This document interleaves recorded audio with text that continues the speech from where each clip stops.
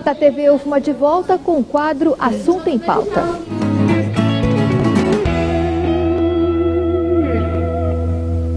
Remédios para dor de cabeça, problemas estomacais e dores musculares. Sabe aquela pequena farmácia que todo mundo tem em casa para uma emergência? Pois é, ela tem aumentado de tamanho e muitos brasileiros vêm investindo na automedicação.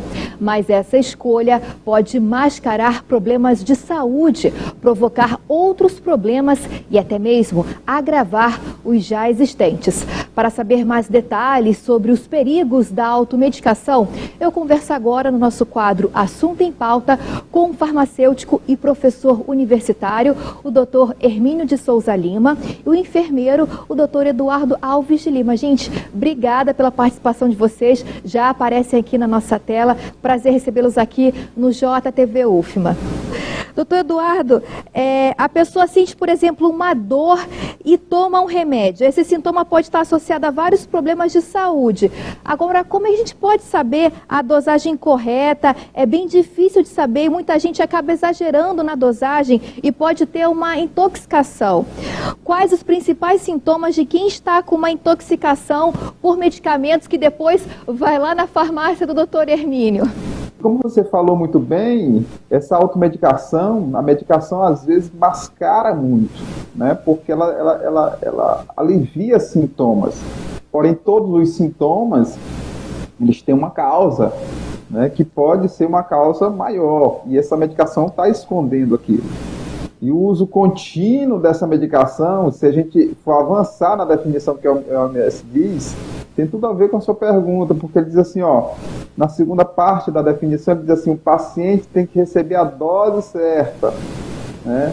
Então, aí ele prossegue no período adequado. Quando ele fala período, quanto tempo? Durante quanto tempo você vai usar isso? Né? Então, a medicação envolve isso, para um uso racional, um uso adequado, né? Doutor então, Eduardo... esses fatores aí, se o paciente não obedecer, ele corre um risco, sim, de uma intoxicação, com certeza, né, de um processo que pode lesionar ainda mais, né, o seu corpo, o seu organismo. Agora, eu me volto ao doutor Hermínio. Há também a possibilidade de se ter de forma segura alguns medicamentos em casa para emergência, né? Quais seriam eles? O senhor está até na sua farmácia, está com medicamentos atrás, porque todo mundo tem aquela famosa farmacinha em casa. Então, assim, se a gente pudesse ter alguns medicamentos, quais que o senhor indicaria, doutor Hermínio? Existem alguns tipos de medicamento onde nós temos no Brasil essa classe chamada medicamentos isentos de prescrição, que são medicamentos que nós temos no dia a dia, um antiácido, uma dor de cabeça, medicamentos para curativos em geral. Esses medicamentos são os comuns de nossas farmácias no dia a dia em casa. Mas todos os medicamentos em geral, eles têm, na verdade, na sua volta, riscos, e riscos muito grandes. Podem causar, depois da forma como está usando, mascarar situações de doenças mais graves ou qualquer outro sentido. Aí onde entra o papel do farmacêutico. Uma boa orientação, o contato da comunidade com o farmacêutico, isso é importante.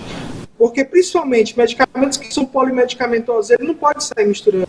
Imaginemos só, um indivíduo que tem problema com osteoporose, ele não pode usar cálcio. Se vai ser uma medicação, uma vitamina à base de cálcio, ele pode sequestrar esse cálcio. A forma como ele está usando. Então, é bem interessante esse papel do farmacêutico no dia a dia, com contato com a orientação mesmo da população em geral. Doutor Eduardo, quais os principais órgãos afetados pela automedicação? Na sua rotina de trabalho, você consegue perceber uma certa resistência das pessoas para procurar ajuda médica preventiva e ainda no início dos primeiros sintomas? Olha, os órgãos afetados, né, são aqueles onde a medicação tem um primeiro contato. São os que os sintomas primeiro aparecem, que são o quê? Estômago, intestino, né? São as vias ali quando você faz a automedicação, né? Pela via oral, né? Que é a maioria das vias, né? E aí você tem sintomas de irritação gástrica, né? Irritação intestinal, onde as pessoas acabam que confundindo e aí se medicando com outras coisas, né? Então, assim, os anti-inflamatórios, os antibióticos, né, são um pouco mais controlados por receitas, né? Mas outros medicamentos, e são os que são, às vezes, muito mais agressivos para a mucosa gástrica, né? Que causam todos esses sintomas. Com certeza. Agora eu me volto de novo ao doutor Hermínio para saber uma questão também que é sobre o descarte correto dos medicamentos vencidos. A maioria das pessoas joga fora no lixo doméstico. Qual é a forma correta, doutor Hermínio? Bem, olha só. Na verdade, a gente está falando de substâncias químicas, e substâncias químicas por si só, elas não são seguras no dia a dia da gente descartar no lixo comum. Vamos pensar comigo, se eu descarto um antibiótico, esse antibiótico ele é para matar o micro-organismo, mas se ele é usado de forma indiscriminada, eu crio resistência numa bactéria. E na melhor das hipóteses, eu jogo no meu lixo que vai cair no lixão e alguém vai se contaminar com essa bactéria vai parar num posto de saúde, de repente contamina mais gente e a gente tem uma população toda contaminada com uma bactéria super resistente a um antibiótico que eu descartei no lixo. Tá entendendo? Então, existem na verdade duas leis muito recentes de 2020, do ano passado, e nós temos uma nossa lei também municipal, que é um pouquinho anterior, na verdade, ela é a 6.721, de 11 de março de 2020. Ambas pensam da mesma forma, uma é federal e a outra é municipal. A nossa municipal você teve um pouco, mas está dentro do compêndio normal de descarte dos medicamentos. O que preconiza então? Farmácias, clínicas, hospitais, pet shoppings e aí em geral distribuidoras são responsáveis a partir de 2020 com um prazo de 2 para se atualizar, para que haja então um recolhimento desses produtos que estão vencidos aí do restinho do medicamento e tudo. Como é que vai ser feito então esse processo? Vai ser recolhido, uma logística reversa. Lógico, o cliente vai devolver para as farmácias então vão encaminhar para o processo de incineração, depois com o processamento e aterro classe 1, que no caso são de produtos perigosos. Mas como eu faço no meu dia a dia então em casa, se sobrar um pouquinho? Se por acaso eu tenho algo brando, o ideal é fazer um descarte apropriado para esse medicamento. Já temos algumas farmácias no Luiz que já fazem esse processo de coleta e de logística reversa nesses medicamentos para que não haja uma poluição. Lembrando, quando eu jogo uma pomada fora, ela é rica em óleo, e óleos, eles vão de certa forma contaminar os lençóis freáticos, a gente tem contaminação. O antibiótico pode criar resistência. Medicamentos, eles são substâncias químicas que podem contaminar o meio ambiente. Então, o cuidado total, ele é preciso, sabe, nesse processo. Com certeza. Doutor Hermínio, doutor Eduardo, queria prolongar a nossa conversa, mas infelizmente o nosso tempo em TV é curto. E eu queria que cada um de vocês deixassem, então, uma dica. A gente falou sobre os riscos da automedicação, vamos se lembrar que a gente está vivendo uma pandemia, né? Então tudo isso é importante. Então eu queria que vocês deixassem uma dica para as pessoas que estão em casa, fortalecendo mais uma vez esses riscos da automedicação, começando pelo doutor Eduardo.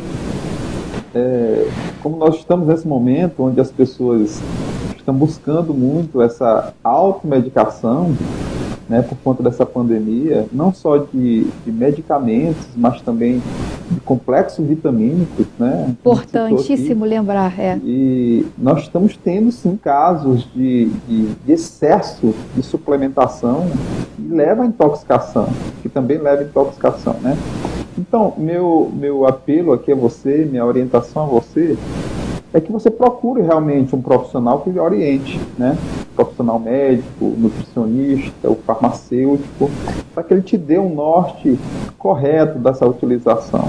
Obrigada, doutor Eduardo. Doutor Hermínio, a palavra é sua. Ok. A lembrança da pandemia ela é bem pertinente. Eu convivi muito tempo e estou convivendo com esse medo do dia a dia do hospital, do posto de saúde. As pessoas estão com medo de ir lá se consultar porque tem medo de se contaminar. Então, o que eu falo então para a população em geral como farmacêutico? Gente, na farmácia é um posto de saúde avançado, onde você pode ir e ter informações técnicas precisas, não só sobre medicamentos da minha farmácia, mas o meu medicamento que eu uso no dia a dia. Então, a busca por um profissional farmacêutico para uma orientação técnica apropriada de como usar, como evitar interações medicamentosas, qual medicamento que eu posso usar e como usar, da melhor forma que pode ser usado, ela é imprescindível. Lógico, não descarto a fala do Dr. Eduardo, onde a procura de qualquer outro profissional na área de saúde, com suas habilidades e capacidades, não sejam imprescindíveis, muito pelo contrário, são importantíssimos. Mas o papel do farmacêutico como promotor de saúde e como um agente de contato contínuo com a população também é imprescindível nesse processo. Bom, hoje no quadro... Obrigada, doutor. Hoje no quadro Assunto em Pauta, conversamos sobre os riscos, os perigos da automedicação. Eu conversei com o doutor Eduardo Alves, enfermeiro, e o professor universitário e também farmacêutico, doutor Hermínio. Obrigada pela participação dos dois. Obrigada, gente. E o JTV UFMA continua. Fique agora com as dicas para o seu fim de semana.